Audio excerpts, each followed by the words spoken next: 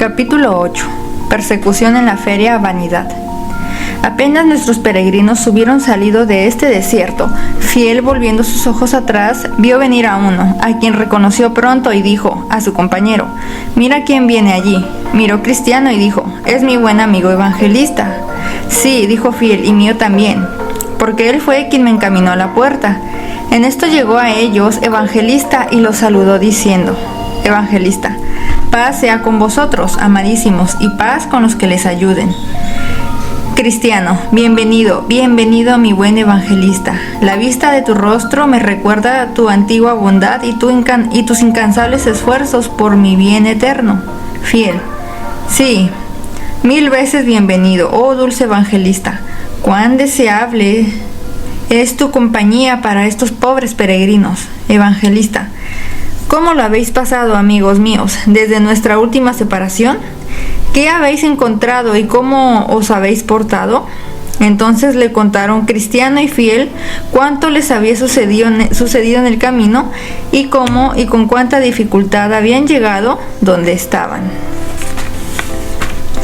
«Mucho me alegro», dijo Evangelista, «no de que os hayáis encontrado con pruebas, sino de que hayáis salido vencedores y de que, a pesar de vuestras muchas flaquezas, hayáis seguido en el camino hasta el día de hoy.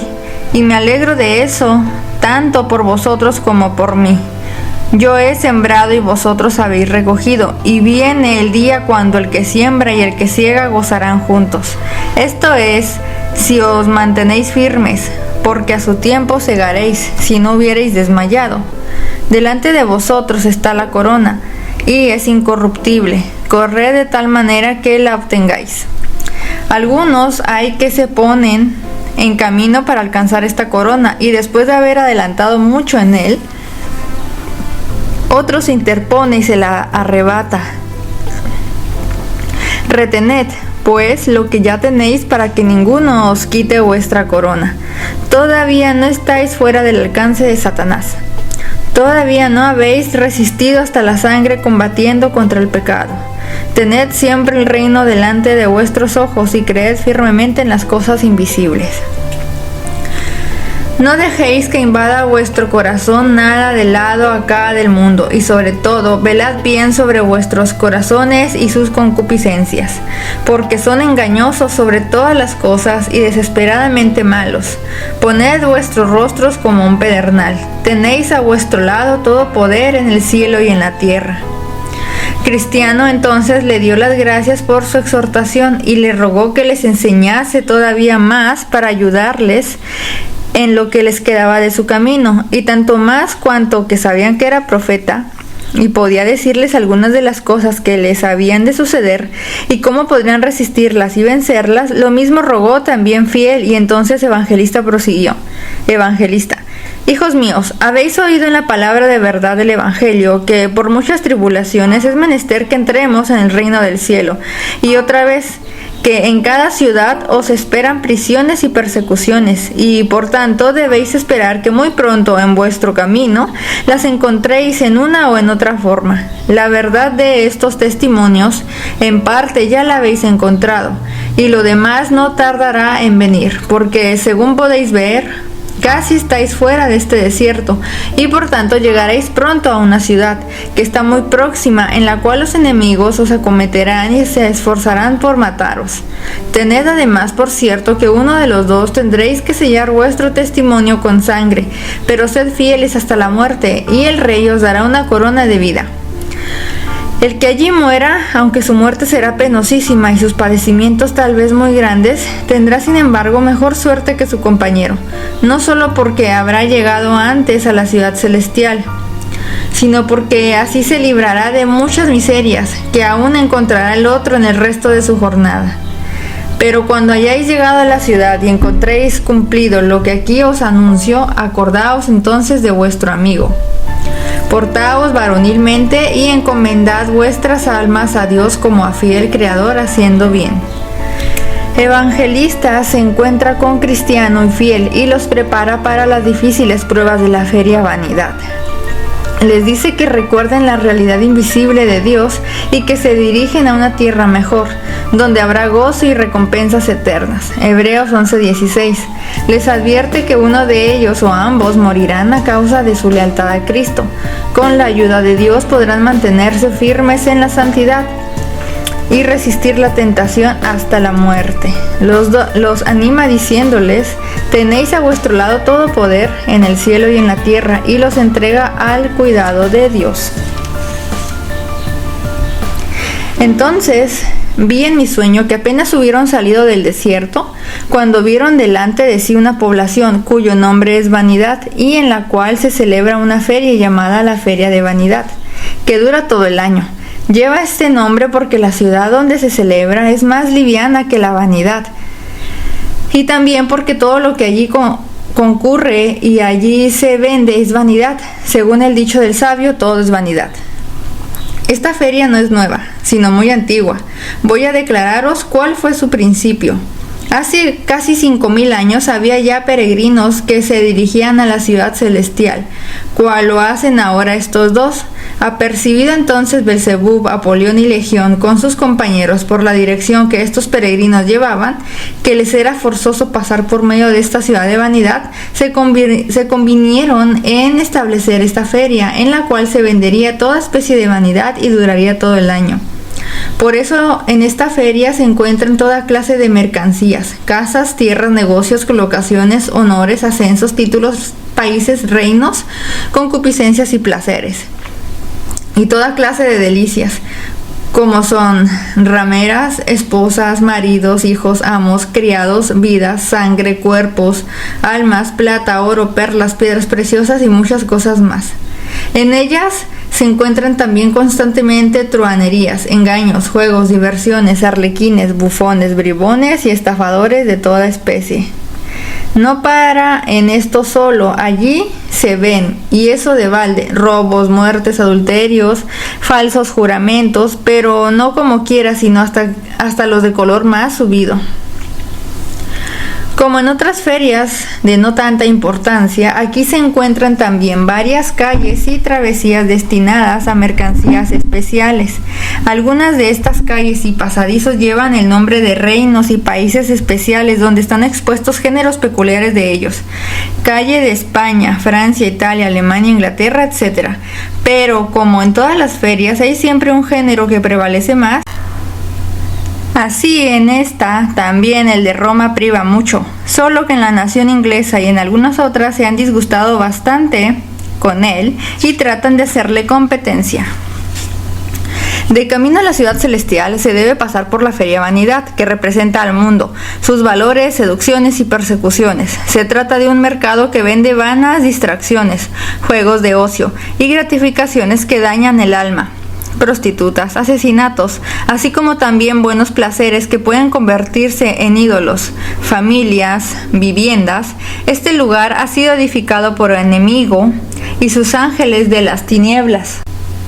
Es una cultura narcisista al extremo, que busca satisfacer los sentidos, empecinadamente promueve sus mercaderías sin valor. Está empapada por una marea de gente con mucho poder de presión para convencer a los demás a que se unan a la ola de emociones fáciles. Cualquiera que se resista puede esperar por lo menos un castigo opresor. Pues bien, el camino de la ciudad celestial pasa precisamente por medio de esta población, y el que quisiera ir a la ciudad celestial sin pasar por ella le sería necesario salir del mundo. El mismo príncipe de los príncipes, cuando estuvo en el mundo, tuvo que pasar por esta población para llegar a su propio país. Tuvo también que hallarse en la feria y, según creo, el mismo Belzebub era entonces señor de ella y le invitó en persona a comprar de sus vanidades, y aún más se le hubiera hecho dueño de ella con solo que le hubiese hecho una reverencia al pasar por la población. Como era persona de tanta categoría, Belzebub le condujo de una en otra calle y le mostró todos los reinos del mundo en un instante de tiempo, por si podía seducir a aquel bendito a comprar algunas de sus vanidades. Pero a ninguna de ellas tuvo apego y salió de la ciudad sin gastar siquiera un céntimo en sus vanidades. Esta feria, pues, es muy antigua y de mucha consideración. Por esta feria era menester que los peregrinos pasasen, y efectivamente así lo hicieron, pero apenas se apercibieron de ello, toda la gente y la población misma se conmovió y hubo un alboroto por su causa. Voy a contar las razones de esto. Primero, siendo el vestido de los peregrinos muy diferente al de los que comerciaban en aquella feria, la gente no se cansaba de mirarlos. Unos decían que eran tontos, otros que estaban locos, otros que eran extranjeros. Segundo, y si muchos se maravillaban de sus vestidos, no menos se asombraban de su hablar, porque eran pocos los que podían entenderlo. Naturalmente hablaban el idioma de Canaán, y la gente de la feria hablaba el de este mundo. Así que de un lado a otro de la feria parecían bárbaros los unos a los otros. Tercero, pero lo que más asombró a los traficantes era que estos peregrinos hacían muy poco caso de sus mercancías, ni aún se tomaban siquiera la molestia de mirarlas, y si se les llamaba a comprar, tapándose los oídos exclamaban: «Aparta mis ojos para que no vean la vanidad», y miraban hacia arriba, como dando a entender que sus dependencias estaban en el cielo. Uno, queriendo mofarse de estos hombres, les dijo burlándose: «¿Qué queréis comprar?». Y ellos, mirándole con ojos serios, le dijeron: «Compramos la verdad». Esta respuesta fue motivo de nuevos desprecios. Unos se burlaban de ellos, otros los insultaban, otros terceros los escarnecían, y no faltó quien propusiese el apalearlos. Por fin llegaron las cosas a tal extremo y hubo tan gran tumulto en la feria que se alteró el orden por completo. Entonces se dio parte de ello el principal de la feria, el cual, personándose en el sitio de la ocurrencia, encargó a algunos de sus amigos de confianza que examinasen a los que habían puesto en confusión a la ciudad. Cristiano y fiel se sienten como personajes extraños en la feria vanidad. La ropa que visten, que es muy distinta, al igual que sus palabras y sus deseos, genera una atención hostil. Se niegan a comprar cualquier cosa que está a la venta o incluso a mirar a los escaparates. Más bien se tapan los oídos y dirigen la mirada hacia el cielo. Y aquí ponen en práctica lo que describieron a locuacidad, que muestran su arrepentimiento y amor por vivir santamente ahora que han dejado el pecado para seguir a Jesús. En vez de que sea tan solo una confesión de labios, Cristiano y fiel deciden obedecer y poner en práctica el mandamiento de Dios, que os abstengáis de los deseos carnales que batallan contra el alma. Primera de Pedro 2:11. Estos extranjeros, cuya ciudadanía está en el cielo, no se conforman al mundo. Saben que todo esto no proviene del Padre y que el mundo pasa y sus deseos, pero el que hace la voluntad de Dios permanece para siempre. Primera de Juan 2:16 al 17. Fueron llevados, pues, para ser interrogados. Los que los juzgaban les preguntaron de dónde venían, a dónde iban y qué hacían allí en traje tan extraño. «Somos peregrinos en el mundo», contestaron, «y nos dirigimos a nuestra patria, que es la Jerusalén celestial. No hemos dado ocasión a los habitantes de la ciudad ni tampoco a los feriantes para abusar de nosotros de tal manera y detenernos en nuestro viaje, como no sea porque hemos contestado a lo que nos pedían que compráramos, que nosotros solo quisiéramos comprar la verdad». Mas el tribunal de los jueces declaró que estaban locos y habían venido solamente a perturbar el orden de la fiesta. Por lo tanto, los prendieron, los hirieron con golpes y, llenándolos de inmundicia, los encerraron en una jaula para servir de espectáculo a todos los hombres de la feria. Jesús dijo: «El siervo no es mayor que su señor. Si a mí me han perseguido, también a vosotros os perseguirán». Juan 15:20. Los cristianos fieles pueden esperar que se les persiga. Tienen también una perspectiva llena de esperanza y valor en cada tribulación. Al verse atrapado en su celda de la cárcel, Bunyan pudo haber cedido a la amargura y la desesperanza, pero siguió con su mirada fija en Jesús. Convirtió su difícil situación en una oportunidad para florecer, escribir libros y ofrecer consejo a otros encarcelados. Al haber recibido la capacidad de no preocuparse debido a su obediencia, Bunyan resistió sufrimientos en nombre de Jesús, por medio del poder de Jesús y de la manera que el propio Jesús lo hizo. Allí pues quedaron por gran tiempo y fueron hechos el blanco de la diversión, malicia o venganza de cualquiera. El principal de la feria se reía de todo esto, al mismo tiempo que, siendo ellos inocentes y no volviendo maldición por maldición, sino antes por el contrario bendiciones, dando buenas palabras por malas y favores por injurias, algunos hombres de la feria, que eran más observadores y más despreocupados que los demás, empezaron a contener al vulgo y reprenderlo por sus injustificados abusos y atropellos. Mas este, irritado, se volvió contra ellos, llamándolos tan malos como los de la jaula, e indicando sus sospechas de que eran aliados, amenazándoles con las mismas penas. La réplica de aquellos fue enérgica.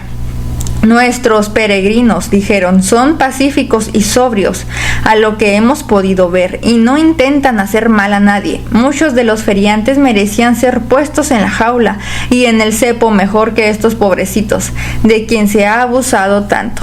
Así continuaron largo rato en contestaciones, mientras los pobres presos se conducían con toda sabiduría y templanza hasta que aquellos llegaron a las manos y se herían unos a otros.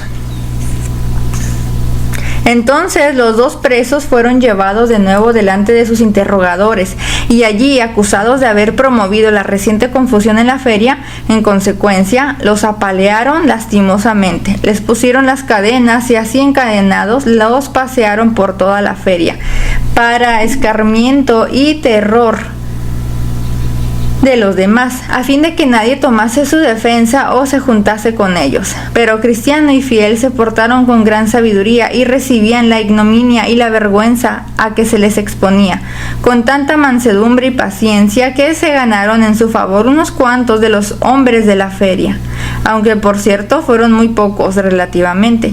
Esto exasperó mucho más a los de la otra parte, así que resolvieron la muerte de estos dos hombres, por cuya razón los amenazaron con que, no bastando jaulas ni cadenas, deberían morir por el abuso que habían cometido y por haber engañado a los hombres de la feria. Así que los encerraron otra vez en la jaula y los metieron en el cepo hasta que se determinase lo que se debía de hacer con ellos. Ahora también será magnificado Cristo en mi cuerpo, o por vida o por muerte, porque para mí el vivir es Cristo y el morir es ganancia. Porque estar con Cristo, lo cual es muchísimo mejor. Filipenses 1, 20, 21 y 23.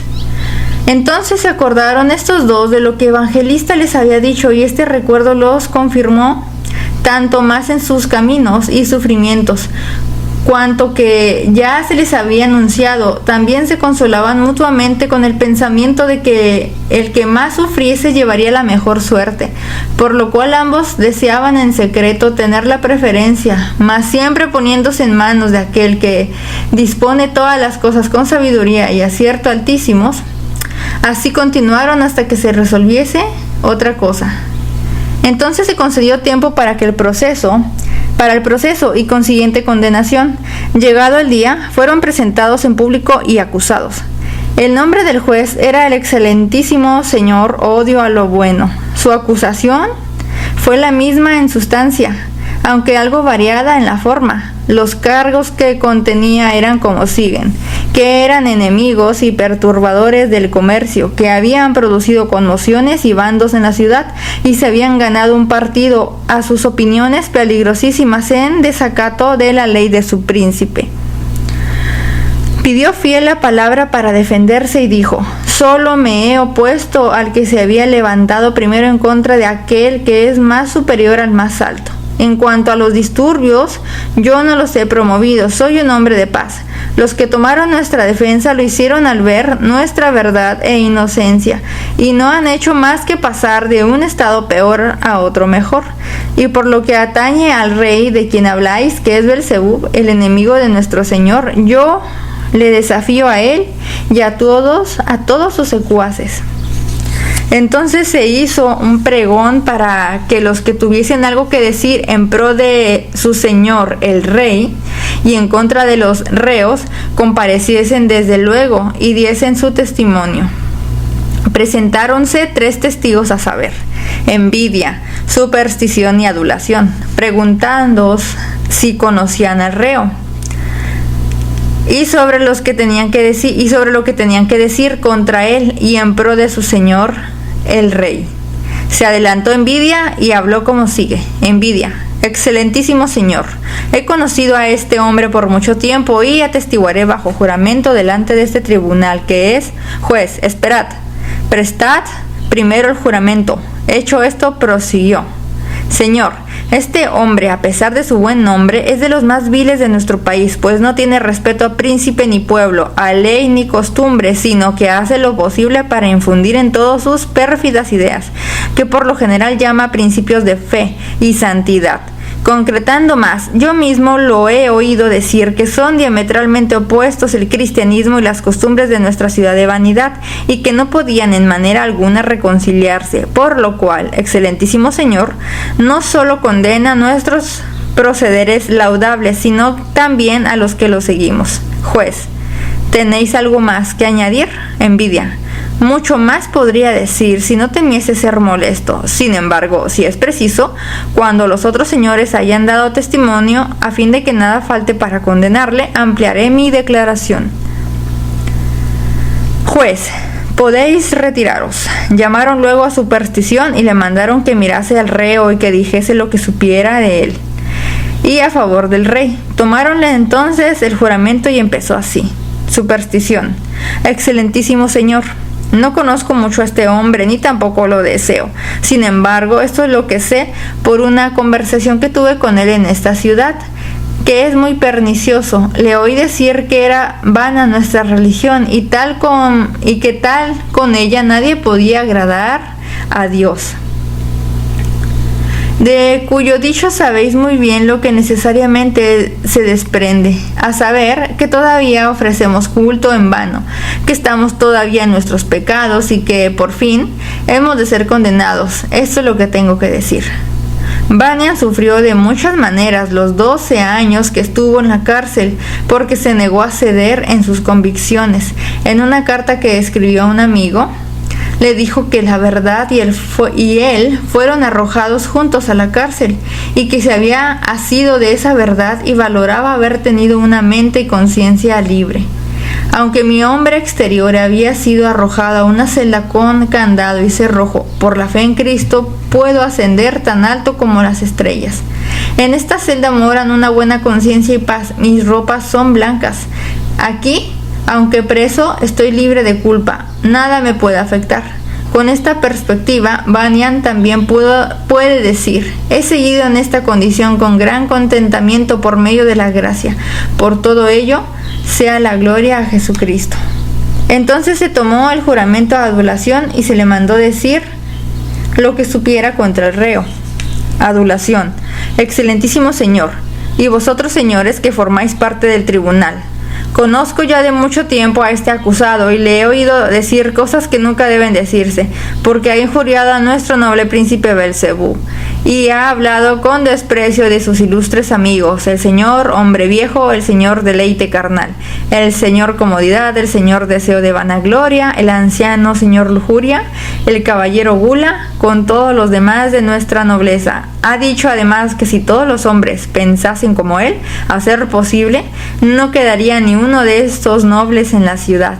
Más aún, no ha reparado en injuriar a su señoría, que ha sido nombrado su juez, llamándole bribón, impío, con cuyos términos y otros igualmente injuriosos y despreciativos ha vilipendiado a la mayor parte de los personajes ilustres de nuestra ciudad. Cuando adulación hubo concluido su deposición, el juez se dirigió al reo, diciendo: vamos, renegado, hereje, traidor, ¿has oído lo que estos respetables señores han testificado contra ti? Fiel: ¿se me permite decir unas cuantas palabras en mi descargo? Juez: malvado, no mereces vivir ni un momento más, mereces solo morir en el acto. Sin embargo, para que todos vean nuestra suavidad para contigo, ¿qué es lo que puedes decir? Fiel: primero, digo, en contestación a lo que el señor Envidia ha testificado, que yo no he dicho nunca otra cosa más que lo siguiente: que cualquier regla, cualesquiera leyes o costumbre o personas que estén directamente en contra de la palabra de Dios son diametralmente opuestas al cristianismo. Si esto no es verdad, convénzame del error, y pronto estoy aquí mismo delante de vosotros a hacer mi retractación. Segundo, en cuanto al segundo, el señor superstición y su acusación, mi dicho es el siguiente: en el culto de Dios es necesaria una fe divina, y esta no puede existir sin la revelación divina de la voluntad de Dios. Por tanto, todo lo que se infiera en el culto de Dios que no esté conforme con la revelación divina, no puede tener otra procedencia que de una fe humana, y esta fe no será valedera para la vida eterna. Tercero, en cuanto al señor adulación, haciendo caso omiso de lo que ha dicho sobre injurias y cosas parecidas, digo que el príncipe de esta ciudad, con toda la gentecilla de su séquito, que él mismo nos ha descrito, tienen mejor cabida y pertenecen más al infierno que a esta ciudad y a este país. Y no digo más, sino que el Señor tenga misericordia de mí. Entonces, volviéndose el juez al jurado, que durante todo este tiempo había estado en su sitio observando y escuchando, dijo: señores jurados, ya veis a este hombre que ha provocado un gran tumulto en nuestra ciudad. Acabáis de oír lo que estos dignos caballeros han testificado contra él. También habéis escuchado su réplica y confesión. Ahora a vosotros corresponde condenarlos o salvarles. Mas antes juzgo conveniente instruiros en nuestra ley. En los días de Faraón el Grande, siervo de nuestro príncipe, y para prevenir que se multiplicasen los de una religión contraria a la nuestra y se hiciesen demasiado fuertes, se publicó contra ellas un decreto mandado que todos sus niños varones fuesen arrojados al río. En los días de Nabucodonosor el Grande, también siervo suyo, se publicó otro decreto ordenando que todos los que no quisiesen doblar la rodilla y adorar su imagen de oro fuesen arrojados a un horno de fuego. En los días de Darío se publicó también otro edicto prescribiendo que cualquiera persona que dentro de cierto tiempo invocase a otro dios que a él fuese arrojado a la cueva de los leones. Ahora la esencia de estas leyes ha sido quebrantada por este rebelde, no solo en pensamiento, que ni aun esto debe permitirse, sino también por palabra y obra. ¿Y puede esto tolerarse? Porque hablando del decreto de Faraón, fue hecha aquella ley sobre una suposición, es decir, a fin de prevenir un mal, pues hasta entonces no se había cometido ningún crimen, pero aquí tenemos una abierta infracción de la ley. En los casos segundo y tercero, como veis, arguye contra nuestra religión, y ya que él mismo ha confesado su traición, es reo de muerte. Jesús dijo: si alguno quiere venir en pos de mí, niéguese a sí mismo, tome su cruz cada día y sígame, porque todo el que quiera salvar su vida la perderá, y todo el que pierde su vida por causa de mí, éste la salvará. Lucas 9 del 23 al 24. Fiel es un verdadero discípulo de Jesús, que persevera en la fe y se mantiene comprometido hasta el final. Sigue el ejemplo de Jesús cuando resiste la tentación, sufre por hacer el bien y soporta la crueldad con humildad y gracia, y obedece hasta la muerte.